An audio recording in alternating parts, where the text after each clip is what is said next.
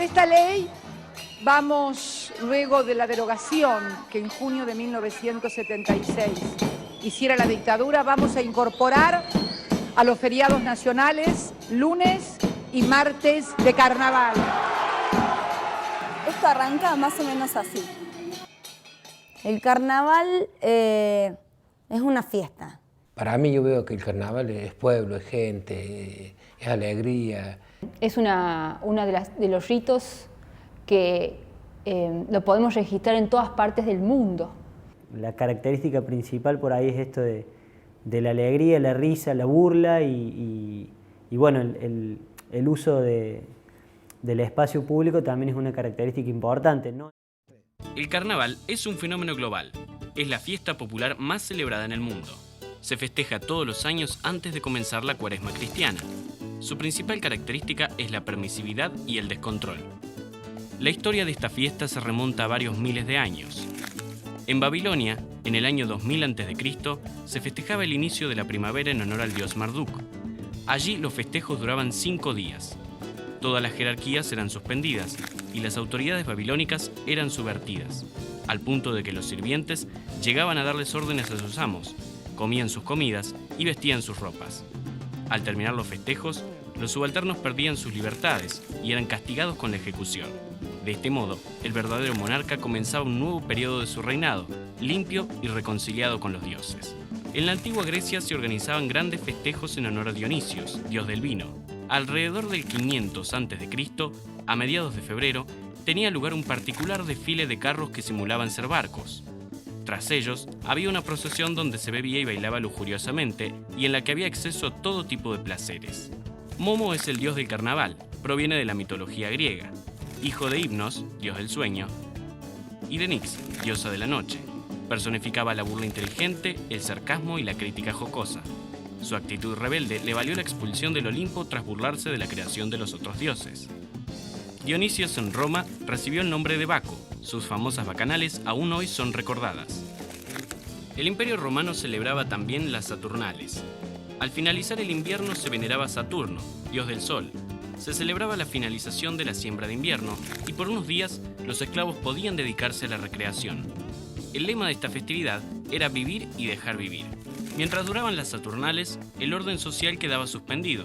Durante los banquetes, el pueblo elegía al rey de los bufones, quien impartía órdenes de festejar y embriagarse. Cuando terminaba la fiesta, este falso rey era ejecutado. El carnaval refleja la sociedad de quien está a cargo de ese festejo comunitario, ese festejo popular también. Es eso, es como el momento cumbre del mensaje, de la crítica, con color estruendoso para poder cooptar cada rincón de las calles, de las esquinas, de las casas, que llegue a todos los lugares. En esto de la burla a las solemnidades o a lo instituido, otra característica de la fiesta del carnaval es esa, digamos, indiferenciación social, es decir, como una mezcla de esos espacios sociales que establece un determinado orden social, que en el carnaval se invierten o se trastocan, y ahí el disfraz también es como una característica fundamental, porque es la posibilidad de, bueno, esto, transformarnos, ¿no? El disfraz, la careta, que generan ese caos que es la fiesta del carnaval, donde se mueven las piezas del espacio y del orden social, ¿no? Al quedar igualados, al estar disfrazados además, en muchos casos no saber quién es el otro, es como que se canalizaría la culpa de esta distancia cultural, de esto que hemos establecido en la humanidad, de la diferencia económica y cultural, de distancias enormes, porque en ese lugar va a estar, como dice la canción, vuelve el rico a su riqueza o vuelve el pobre a su pobreza. En el carnaval están todos en el mismo lugar. Por eso es un ritual, porque todos participan, pero con las mismas condiciones.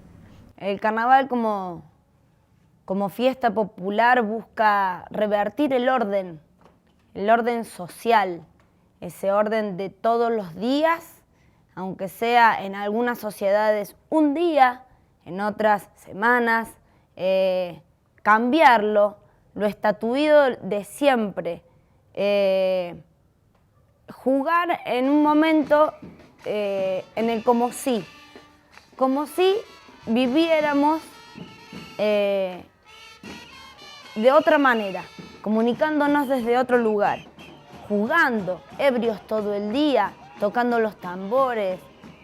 Busca dar vuelta a la situación cotidiana que muchas veces te agrisenta el corazón, te afelpaza la neurona. La Edad Media es la etapa de los carnavales clásicos. Por empezar, es en esos tiempos que aparece la palabra carnaval. Para algunos deriva de carne levare, o sea, dejar la carne, puesto que es el momento anterior a entrar al tiempo de penitencia que supone la Cuaresma. Para otros, en cambio, carnaval vendría de carrus navais, es decir, carros navales, por las carrozas utilizadas en los festejos. Es sabido que durante la Edad Media la Iglesia Católica era la institución más influyente.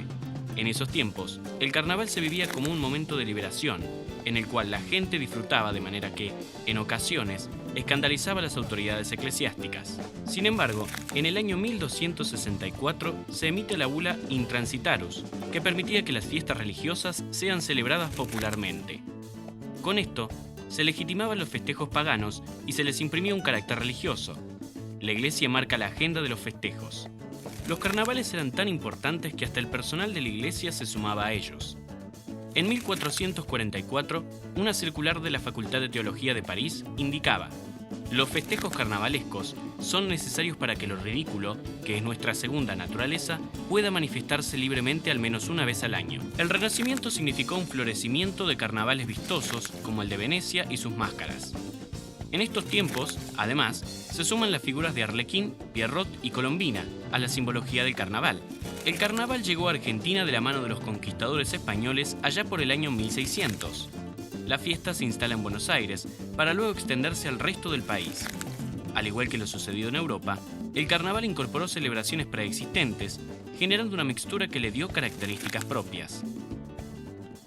En 1895 se puede registrar ya el carnaval en Córdoba según los historiadores y según personas que han escrito sobre el carnaval, sobre la fiesta. Se puede considerar que surgió en San Vicente. Las personas iban de vacaciones del casco céntrico a San Vicente, donde tenían quintas.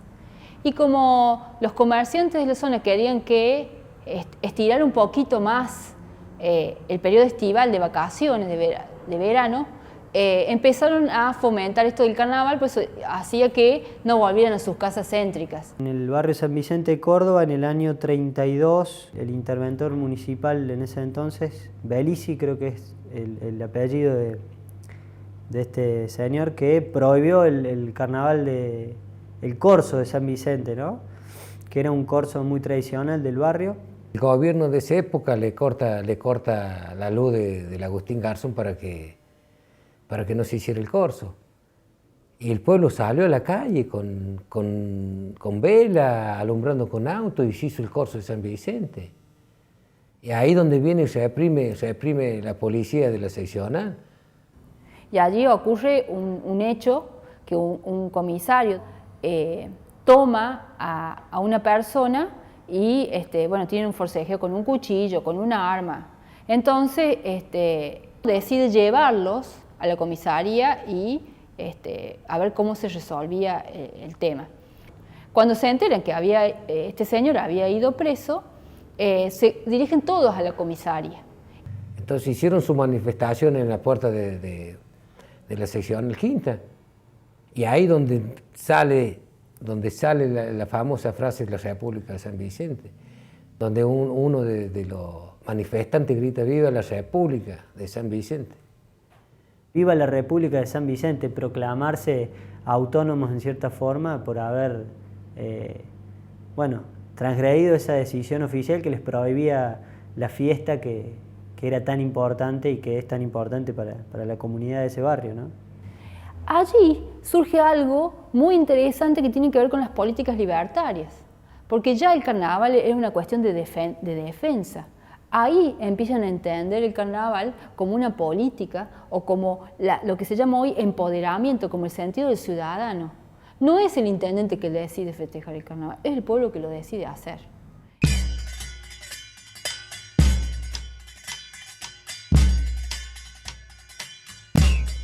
También hubo otros conatos, por ejemplo, en 1962 se genera la Segunda República de San Vicente. Para poder festejar el carnaval se crea una comisión. Y después hay otra república, en el 64 habían constituido una república en serio, es decir, había diputadas, senadoras, presidentes. Y en este caso deciden escribir una carta a la OEA y a las Naciones Unidas pidiendo que la calle Europa sea declarada Patrimonio Nacional y que además querían independizarse del poder del intendente. Esa misma idea libertaria viene de la fuerza que empieza a cobrar el carnaval, la identidad cultural que implica. No hubiera salido de otra forma si no tuviera una raigambre de tiempo y sea festejado por todos. Los festejos de carnaval siempre pusieron a las autoridades en posiciones un tanto incómodas. ¿Qué hacer frente a los festejos? ¿Controlarlos? ¿Prohibirlos? ¿Promocionarlos? En tiempos del virreinato, la llegada del carnaval era muy celebrada por esclavos y libertos. Ante esto, las autoridades veían la necesidad de reglamentar los festejos. En 1771, el gobernador de Buenos Aires, Juan José Bertis, prohibió los festejos en la vía pública con el fin de preservar la moral y el orden. Todo tipo de celebración debía hacerse en lugares cerrados. Con la Revolución de Mayo, el carnaval se volvió una fiesta muy difundida, en donde la gente se divertía y jugaba intensamente con el agua. Pocos se salvaban de ser empapados. El naciente país no esperó a mostrar sus idas y vueltas. Hacia 1821, Rivadavia reglamentó los bailes negros, que se trasladaron a ámbitos privados y cerrados. Se consideraba el carnaval como un lastre de la barbarie colonial. El gobierno de Juan Manuel de Rosas significó un claro ejemplo de estas idas y vueltas. En los primeros años de su mandato, los festejos crecieron. Alberdi y Sarmiento celebraban su llegada. El padre del aula escribiría que en carnaval toda la etiqueta y la seriedad desaparecían bajo los torrentes de agua, que ablandaban los corazones de las muchachas. El propio Rosas participó de un festejo en 1838, juramentando lealtad a sus fieles amigos de la comparsa de negros Congoaunga. No obstante, en 1844, Rosas decretaría: artículo primero, queda abolido y prohibido para siempre el carnaval. En 1854, con Rosas fuera del poder, esta prohibición quedaría sin efecto. El carnaval fue ganando terreno. A fines del siglo XIX y principios del XX, los corsos abundaban y alcanzaron su máxima popularidad. El 2 de febrero de 1951, el general Perón declaró el día martes de carnaval como no laborable. En 1955, el lunes de carnaval también fue decretado no laborable. En 1956, la dictadura que sacó a Perón del poder incorporó los feriados de carnaval al calendario. No obstante, duras restricciones recaerían sobre el festejo. Un edicto rezaba: serán penados con multas o arresto de 3 a 9 días las personas que recogen del suelo papel picado para jugar. En un clima enrarecido, en 1975 el gobierno de Córdoba promulga un edicto de carnaval reglamentando el juego con agua y exigiendo a los participantes del festejo a solicitar permiso de disfraz a la policía de la provincia. Con el golpe de Estado de 1976 se instauró la doctrina de seguridad nacional, que estableció que el enemigo a vencer era un enemigo ideológico, que tenía ideas contrarias al ser nacional. En este contexto, la fiesta del carnaval no tendría mucho lugar.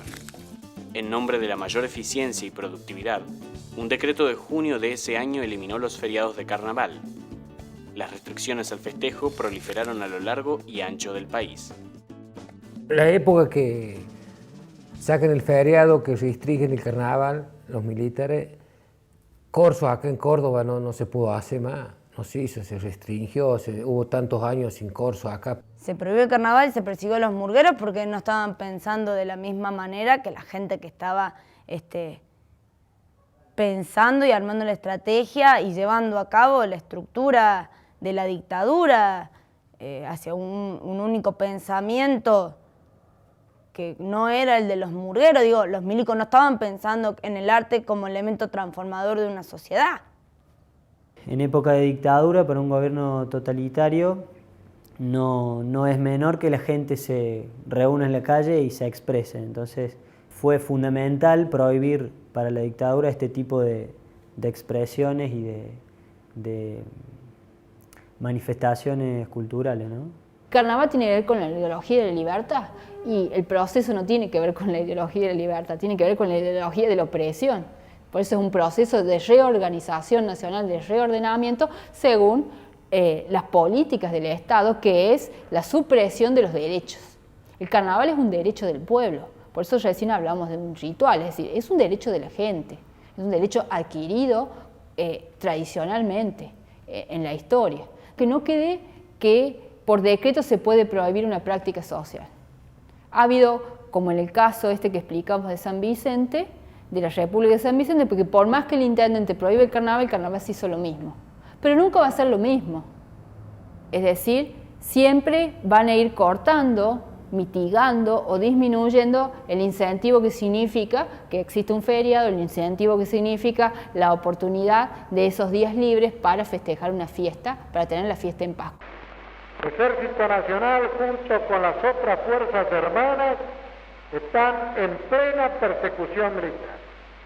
Los resultados son excelentes y se está en camino de lograr la victoria. Pero debe ganarse la paz. Y para ello debemos trabajar todos, civiles y militares.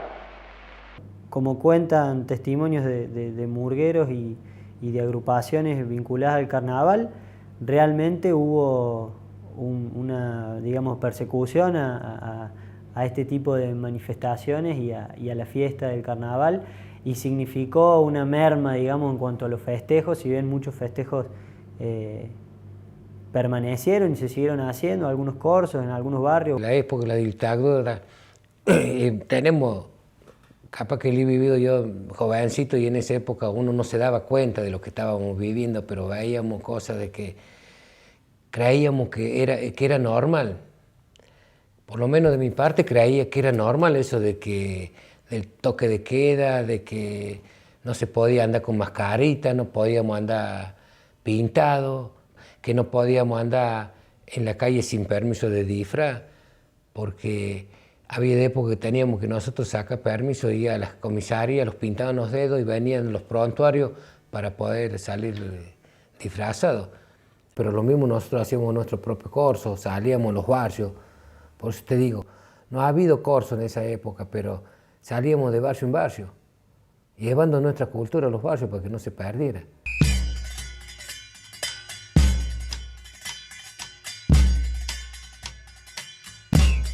Hoy en Córdoba debe haber más de 200 grupos que salen, pero en esa época eran contados. Lo han llevado presos muchas veces a los compañeros, comparseros, no solamente de nuestra comparsa, sino de muchas comparsas.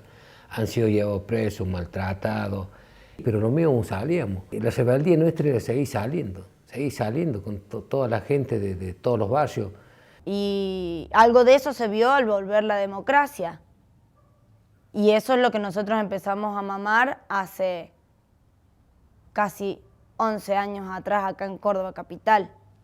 Cuando acá la resistencia se nos hizo carne, como jovencitos que empezamos a empuñar mazos y tambores y a aprender y entender qué era la murga y cómo nos vibraba y nos ebullía la sangre cuando escuchábamos los silbatos y los tambores.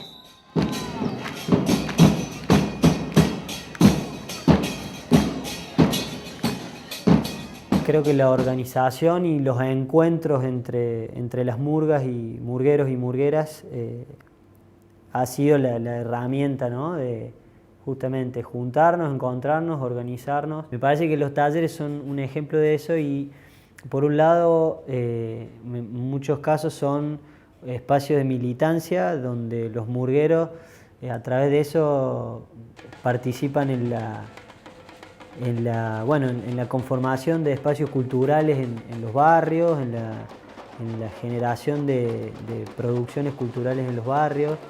Los talleres de murga específicamente, es un espacio donde se construye ese ser murguero es el fundamento básico del encuentro uno a uno entre los murgueros, que tenemos ya un poco de años sobre el lomo, y los chiquilines. Esta cuestión de la transmisión oral, de la transmisión de haciendo y construyendo con el otro. Eso tiene el taller, que tiene en sí mismo la función de lo vivencial. El taller en sí mismo construye el día a día, y ahí la canción, y ahí la glosa, y ahí la pertenencia, que va a llevar a ese niño, a esa niña, a ese joven, si le interesa, al día de mañana a sostener algunas palabras de las que decimos nosotros y las nuevas que propondrán ellos. Y aparte de eso, que nosotros estamos haciendo un buen trabajo socialmente, porque estamos haciendo una contención de los chicos, de las chicas, de los chicos, de los padres inclusive, que se integran a los grupos nuestros. Es una contención que cada organizador de cada comparsa, batucada, murga, estamos trabajando culturalmente y socialmente.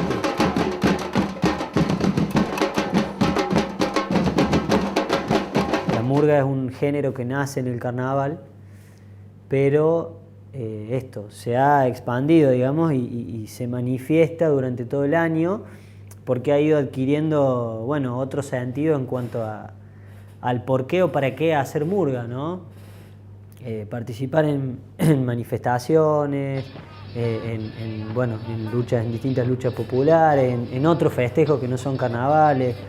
Como espacio de resistencia yo conozco y formé parte de lo que es la revuelta murguera acá en Córdoba como organización, y también soy parte del Movimiento Nacional de Murgas. Y sé que hay un montón de otras organizaciones más cercanas a Buenos Aires, con las que estamos articulados todos. Lo que es el mismísimo encuentro de Suardi, Asamblea Nacional de los Murgueros y Murgueras, que toman como lineamiento la recuperación del feriado de carnaval.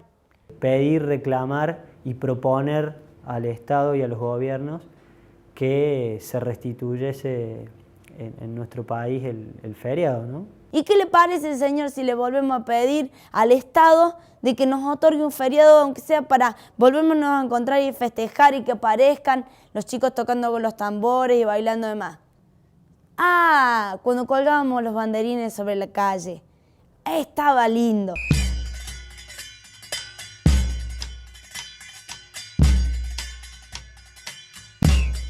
Me parece que se llega a la recuperación del feriado por esa presencia y por ese decir constante de las agrupaciones, que va dando lugar a distintos reconocimientos por parte de los gobiernos y del Estado.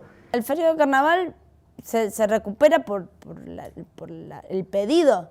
El pedido, la junta, desde la juntada de firma a las notas en los medios masivos de comunicación, a las asambleas que se sostuvieron a nivel nacional. De todas maneras, una deuda también histórica, porque el carnaval también es una necesidad de la gente de suspender toda su actividad para festejar, divertirse, y para la gente ese significado es muy fuerte. Entonces, creo que por una cuestión de política del Estado era devolver una pata que estaba faltando, ¿no? Porque faltaba eso, y era sumamente necesaria para poder reconstruir la Argentina, porque un pueblo sin rituales no tiene cultura. Por lo menos yo de mi parte estoy contento porque volvieron dos días que los merecíamos, que eran nuestros, de nuestra cultura. Y la gente joven ahora está tomando conciencia de lo que se trata el carnaval, de qué se trata esos 2 días feriados de ellos. Le tenemos que explicar que esos días a nosotros se los sacaron y ahora vuelve con la democracia. El Estado respondió a la junta de firmas y a la movilización dándole el feriado, otorgándole el franco, digamos, el franco laboral en el feriado. Y nada más. Y nada más, digamos, que es lo que se viene ahora.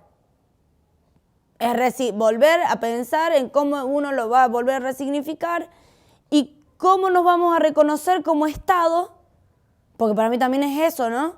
Cómo nos reconocemos como Estado y cómo le pedimos a los representantes de ese Estado también recursos. El sueño nuestro que siempre conversamos con compañeros de comparsa de tener nuestro propio corso. Nuestro propio corso que se puede abastecer solo, o sea, ya que el Estado a nosotros no lo puede abastecer, que tengamos nuestra casa propia, como quien dice, para poder trabajarlo. No que uno ande de acá para allá mendigando espacios